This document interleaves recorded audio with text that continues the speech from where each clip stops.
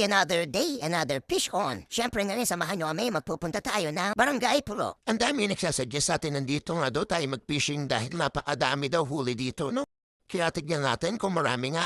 Let's go! At dito nga nakasayagid tayo ng bangka dahil sobrang dami nakapila dito. At syempre napakaganda nga ng pantalan papunta ng Barangay Pulo. Papakita ko sa inyo kung gaano ba kaganda ang view dito.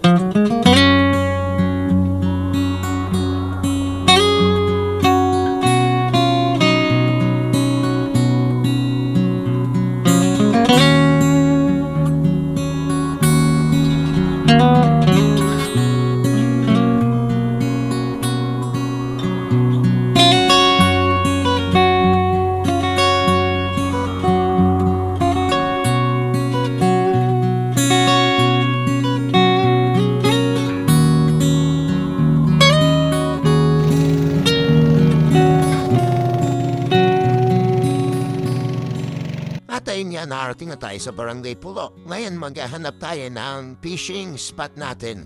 Dito yung first spot natin, pero ang dami natin nalipatan, no? Siguro nasa 3 beses. Dahil puron kumaagat, purma na kanduli. Dito nga habang nagse-set up ng camera yung pinsan natin, merong kumagat, no? Ayun, fish on tayo dito mga idol. Tignan natin kung ano nga ba yung mahuhuli natin.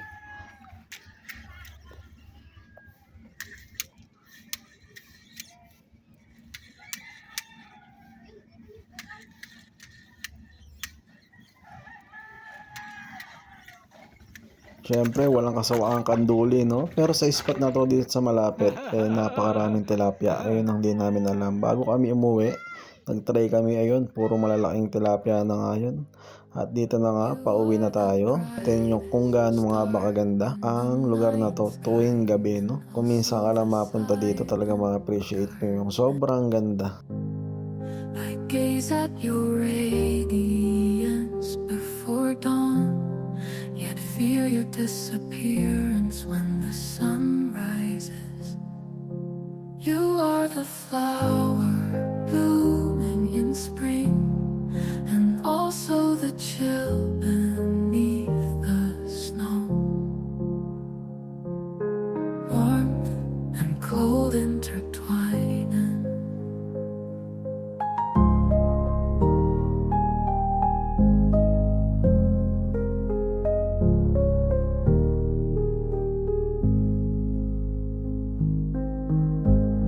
You are the brightest star in the night sky, and also the silent darkness.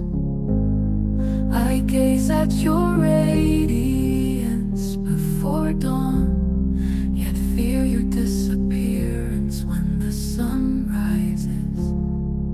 You are the flower blooming in spring, and also